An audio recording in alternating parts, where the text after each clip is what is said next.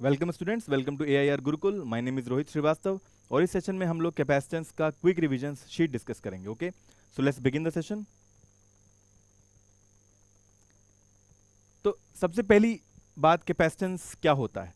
Capacitance is the ability of a system to store electric charge, ठीक है, जिसका formula आता है Q/V, यानी कि how much charge a device, electrical device can store per unit volt, ठीक है। लेकिन ये capacitance, even though formula Q/V आता है, लेकिन ये Q और V से इंडिपेंडेंट होता है, ठीक। और कैपेसिटेंस का जो यूनिट आता है SI में, वो फैराड होता है, F से शो करते हैं जिसे।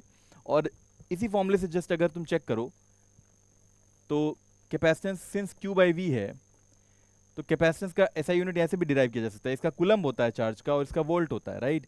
तो इसका आ जाएगा कुलम्ब पर वोल्ट या कुलम्ब वोल्ट की पावर -1, और इसी को हम लोग 1 फराड कहते हैं, ठीक है। 1 farad is equal to 1 coulomb per volt.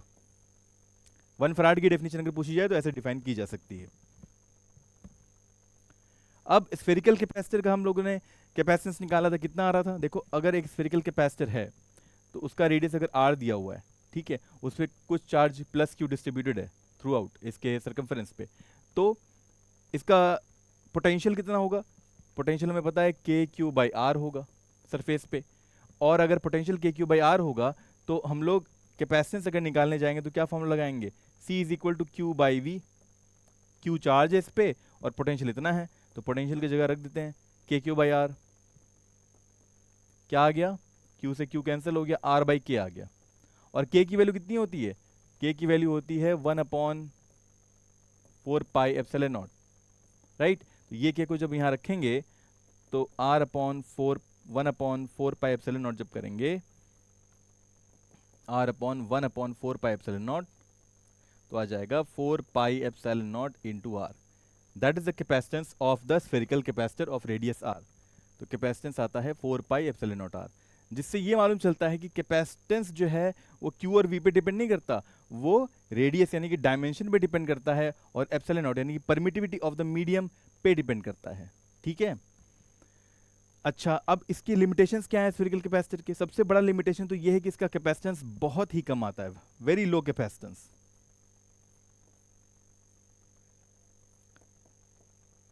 Because अगर हमें 1 फराड का कैपेसिटर चाहिए, कैपेसिटेंस चाहिए 1 फराड का, तो उसके लिए हमें रेडियस कितना चाहिए होगा? 4πε0R के बराबर रखो अगर, और इसकी वैल्यू होती है 1/9 into 10⁹, right, is equal to 1 farad, right, is equal to radius. अब सब SI में ही है, तो रेडियस कितना आ जाएगा? 9 इंटू 10⁹ मीटर आ जाएगा, जो कि अर्थ के रेडियस से भी बड़ा होता है, ठीक है, which is impossible to construct such a big sphere and to have a capacitance of just 1 farad, right? So low capacitance देता है ये। और सेकंड, इसकी सबसे बड़ी ड्रॉबैक ये है कि एनर्जी जो है, इलेक्ट्रिकल एनर्जी, वो बाउंडेड नहीं होती है, बाहर की ओर है, और कोई बाउंड करने के लिए दूसरा सरफेस नहीं है कोई, ठीक है। बिकॉज प्लस चार्ज अगर ऐसे डिस्ट्रीब्यूटेड है तो इलेक्ट्रिकल एनर्जी, इलेक्ट्रिक फील्ड जो है वो नॉट बाउंडेड होती है, तो एनर्जी नॉट बाउंडेड, अगेन ये हमारे किसी काम की नहीं होती। इसीलिए एक नया plate, I mean capacitor develop किया गया, इंट्रोड्यूस किया गया, that is called as parallel plate capacitor. इसमें हम लोग क्या रखते हैं? 2 पैरेलल प्लेट्स रखते हैं इक्वल एरिया के, ठीक है, जिसमें सेपरेशन D रखा जाता है। तो इसमें देखो क्या है, एनर्जी एक तो बाउंडेड है, बिकॉज अगर ये प्लस चार्ज इस पे है, माइनस चार्ज इस पे है, तो प्लस से नेगेटिव की तरफ ही हमारी इलेक्ट्रिक फील्ड होगी, तो एनर्जी बाउंडेड होती है, इलेक्ट्रिकल एनर्जी, ठीक है, जो हमारे फायदे की होती है, जिससे हम लोग काफ़ी कुछ अचीव कर सकते हैं सर्किट्स में, इलेक्ट्रॉनिक हो चाहे इलेक्ट्रिकल हो। लेकिन जब अगर हमें इसका कैपेसिटेंस निकालना हो तो कैसे निकालेंगे? तो अगेन इसमें मैंने बताया था तुम्हें कि अगर तुम देखो इसके क्रॉस पोटेंशियल ड्रॉप चेक करें हम लोग, तो कितना आएगा? अगर मान लो पोटेंशियल ड्रॉप V दिया हुआ है हमने, और जिसकी वजह से इलेक्ट्रिक फील्ड E डेवलप हुई है दोनों प्लेट्स के बीच में, तो ये V कितना होगा? E इंटू ये distance D, right, E into D होगा। और हमें पता है चार्ज एक प्लेट पे Q है, तो कैपेसिटेंस का फॉर्मूला क्या होगा? Q अपॉन में V, और Q अपॉन में क्या लिख सकते हैं? V की जगह पे ED, ठीक है। और इलेक्ट्रिक फील्ड इनके बीच में कितनी आएगी, इलेक्ट्रिक फील्ड आएगी इन दोनों के बीच में, इन दोनों के सम की वजह से वो आएगी। देखो इलेक्ट्रिक फील्ड होती है दो प्लेट्स के बीच में या दो metal sheet, infinite long metal sheets के बीच में आती है सिग्मा बाई एप्सिलॉन नॉट। इन दोनों के वजह से, इसका मान लो सिग्मा है चार्ज डेंसिटी, इसका माइनस सिग्मा है, तो सिग्मा बाई एप्सिलॉन नॉट आती है, ठीक है। और सिग्मा की वैल्यू क्या लिख सकते हैं हम लोग, Q by A epsilon not, right. तो यहाँ पर देखो ई की जगह हम लोग Q by A epsilon not रख दें अगर वहाँ पे, तो क्या आ जाएगा, क्यू अपॉन में ए एप्सिलॉन नॉट, यही है ना electric field, into D, Q से क्यू कैंसिल हो गया, क्या आ गया, A epsilon naught by D आ गया। तो capacitance of parallel plate capacitor जो आता है वो आता है A epsilon naught by D. अगर जब इन दोनों प्लेट्स के बीच में एयर है, सिर्फ कोई और डायलेक्ट्रिक नहीं रखा गया है, तो कैपेसिटर जो है अगेन क्यू और वी पे डिपेंड नहीं कर रहा, ए पे डिपेंड कर रहा है, एरिया ऑफ द प्लेट पे, और D separation between the plates पे डिपेंड कर रहा है, यानी कि डायमेंशन पे डिपेंड कर रहा है। और दूसरा एप्सिलॉन नॉट, यानी कि जो मीडियम है एयर, उसकी परमिटिविटी पे डिपेंड कर रहा है, राइट, जो स्फेरिकल में भी होता है, ठीक है। लेकिन जब डायलेक्ट्रिक इंसर्ट कर देंगे इसी दो इसी दो पैरेलल प्लेट्स के बीच में, लेट्स सपोज हमने एक डायलेक्ट्रिक इंसर्ट कर दिया कुछ विड्थ का, टी विड्थ का, और के जो है इसकी लेट्स सपोज के है, तो इसका कैपेसिटेंस नेट जो है अब सिस्टम का बढ़ जाएगा के टाइम्स, तो वो हो जाएगा के times A epsilon naught by D, ठीक है। अगर हमने सपोज करो, मैंने तो कुछ डी टी का लिया हुआ है, लेकिन अगर इतने ही थिकनेस का लेते हैं तब इतना आता है। अगर हम लोगों ने फुल्ली डायलेक्ट्रिक को इंसर्ट किया हुआ है तब, जितना विड्थ है उतने ही विड्थ का हमने डायलेक्ट्रिक इंसर्ट किया हुआ है, के डायलेक्ट्रिक कांस्टेंट का, तब इस पूरे का जो कैपेसिटेंस आएगा वो के सी नॉट हो जाएगा, के टाइम्स बढ़ जाएगा, और सी नॉट की वैल्यू ये होती है, ठीक है।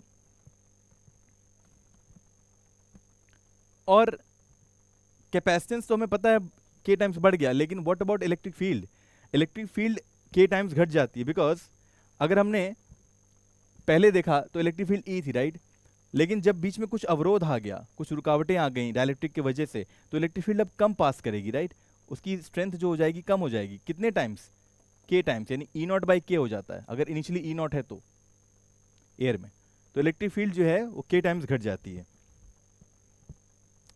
लेकिन अगर इलेक्ट्रिक फील्ड घटती है तो व्हाट अबाउट पोटेंशियल, पोटेंशियल में क्या फर्क पड़ता है, हमें पता है पोटेंशियल ड्रॉप जो होता है दोनों प्लेट्स के बीच में होता है ई इंटू डी, इसमें ई तो इलेक्ट्रिक फील्ड होगी और डी क्या हो जाएगा, तुम्हारा जो सेपरेशन है दोनों प्लेट्स के बीच में वो है।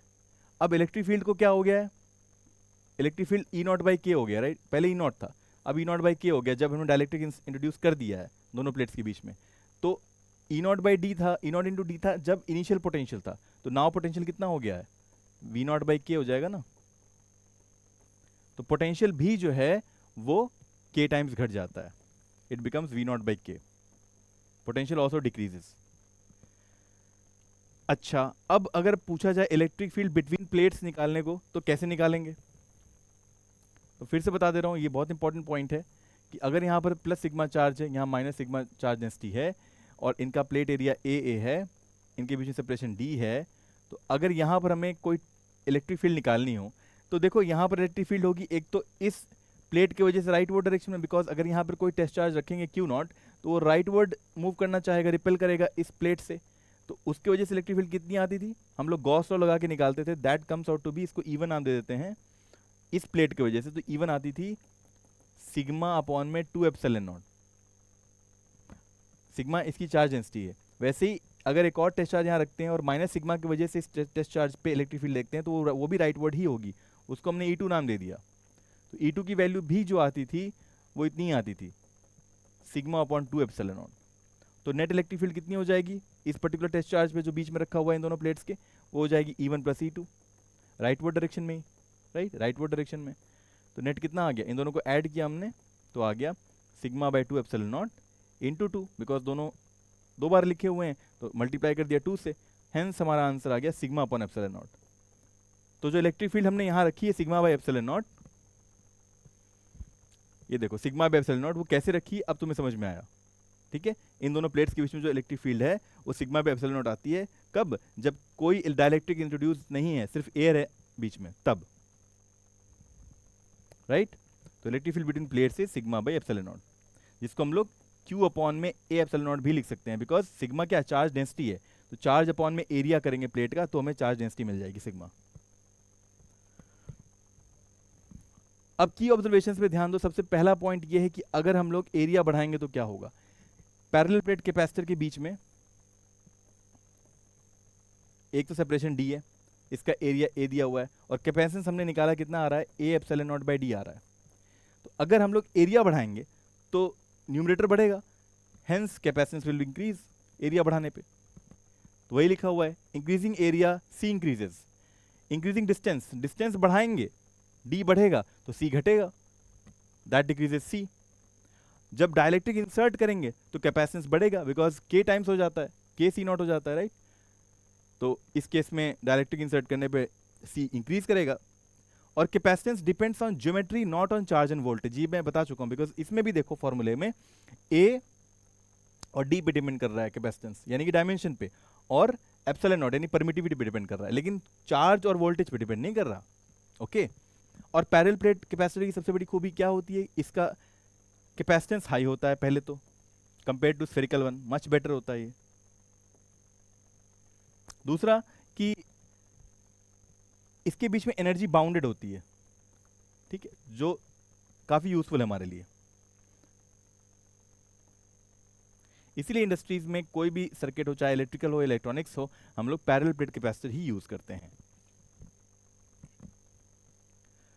अब हम लोग कॉम्बिनेशन ऑफ कैपेसिटर्स की बात करें। देखो सीरीज में क्या होता है, अगर 2, 3, 4 कैपेसिटर जो हैं सीरीज में लगे हुए हैं तो उसकी सबसे बड़ी खूबी ये होगी कि इन सभी कैपेसिटर्स पे C1, C2, C3 पे चार्ज सेम होगा, सबसे इंपॉर्टेंट पॉइंट।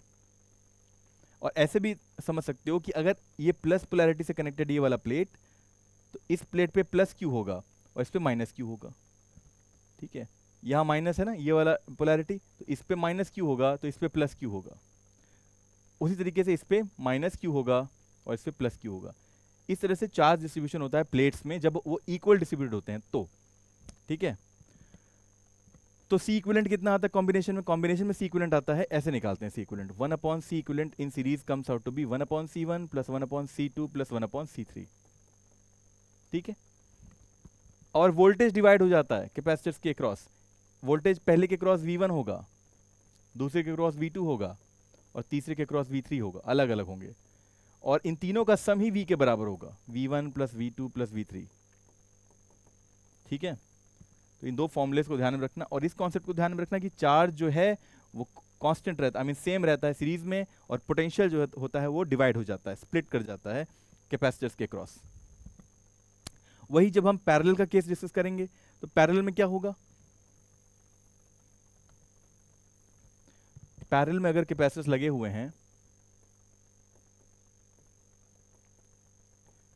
तो जो वोल्टेज हमने सप्लाई दिया हुआ है बैटरी से या सेल से, वही वोल्टेज ड्रॉप हर कैपेसिटर के क्रॉस होता है, C1, C2, C3, ठीक है। तो V वोल्टेज का ड्रॉप इसके क्रॉस भी होगा, V वोल्टेज का ड्रॉप इसके क्रॉस भी होगा, V वोल्टेज का ड्रॉप इसके क्रॉस भी होगा। और चार्ज जो होंगे वो अब इक्वल नहीं होंगे। चार्ज अगर मान लो टोटल Q निकल रहा है इस बैटरी से, तो वो Q1, Q2, Q3 में स्प्लिट कर जाएगा। इस कैपेसिटर पे Q1 चार्ज जाएगा, इस पे Q2 जाएगा और इस पे Q3 जाएगा। तो हम लोग कह सकते हैं कि Q is equal to Q1 plus Q2 plus Q3 in the case of parallel capacitors, okay. और पोटेंशियल रिमेन सेम, ठीक है, potential remain same across each capacitor, और चार्ज डिस्ट्रीब्यूट करता है, जिसकी वजह से हम लोग जब सॉल्व करते हैं तो जो नेट कैपेसिटेंस आता है या इक्विवेलेंट कैपेसिटेंस आता है पैरेलल केस में, वो इन तीनों का सम आ जाता है डायरेक्टली। तो यहां लिख देंगे C1 plus C2 plus C3, ठीक है। अच्छा आगे बढ़ते हैं। अब एनर्जी स्टोर्ड इन कैपेसिटर कितना आ रहा था, देखो अगर हमारे पास पैरेलल प्लेट कैपेसिटर है, ठीक है, ए एरिया का डी इनके बीच में सेपरेशन है अगर, तो ये एक वॉल्यूम भी कंस्ट्रक्ट कर रहा है, यू कैन सी एक क्यूबॉइड बन रहा है यहाँ पे, एक वॉल्यूम बना रहा है। वो वॉल्यूम कितना होगा, ए इंटू डी होगा ना, एरिया इंटू डी, ये वॉल्यूम हो गया इस वर्चुअल क्यूबॉइड का जो इसके बीच में बन रहा है। अच्छा तो एनर्जी स्टोर्ड हमारा पता है हमें कितना आता है, हाफ CV स्क्वायर आता है, राइट। और C की वैल्यू क्या होती है, I mean A epsilon naught by D होती है, ठीक है। और V क्या है, पोटेंशियल है, पोटेंशियल आई मीन जिस दो प्लेट्स के बीच में जो पोटेंशियल दिया गया हुआ है V, वो V है, ये जो यहाँ पर V लिखा हुआ है। तो V की जगह हम लोग क्या लिख देंगे, देखो इन दोनों प्लेट्स के बीच में इलेक्ट्रिक फील्ड भी होगा E, राइट। तो E इज इक्वल टू क्या लिखा जा सकता है, V बाई डी, या फिर V को E इंटू डी भी लिख सकते हो, है ना। तो ये पोटेंशियल को जरा यहाँ पुट कर दो V की जगह पे, तो क्या आ जाएगा, ई डी का होल स्क्वायर, क्या आ गया, half A epsilon naught by D E square into D square. अब एक डी से एक डी कैंसिल हो गया, क्या मिला हमें, half A epsilon not E square into D, half A epsilon not E square into D, ये आ रहा है। और देखो यहाँ ए और डी को अगर साथ में ले लें तो क्या मिल जाएगा, half epsilon not E square A into D. और ए इंटू डी क्या होता है, वॉल्यूम होता है इस पूरे कैपेसिटर का। तो इस वॉल्यूम को अगर हम लोग एनर्जी से डिवाइड कर दें, यू बाई वॉल्यूम कर दें, ए डी वॉल्यूम ही है ना, क्या मिल जाएगा, half epsilon not E square. और यही क्या होगा, एनर्जी डेंसिटी हो जाएगा। और एनर्जी का फॉर्मूला तुम्हें पता ही है, हाफ सी वी स्क्वायर होता ही है, ठीक। तो एनर्जी के दो और फॉर्मूले होते हैं। अगर हम लोग को एनर्जी को क्यू के टर्म्स में लिखना हो तो एनर्जी आ जाएगा क्यू स्क्वायर बाई टू सी, और अगर एनर्जी को हमें क्यू और वी के टर्म्स में लिखना हो तो half into Q into V आ जाता है, ठीक है। तो ये फॉर्मूले में ध्यान रखने हैं, ये तीनों फॉर्मूले एनर्जी के और एनर्जी डेंसिटी के। तो इसी के साथ ये सेशन कंप्लीट होता है स्टूडेंट्स। तो अगले सेशन में फिर मिलेंगे एक नए टॉपिक के साथ। Until then keep learning and keep having fun with physics. Thank you very much.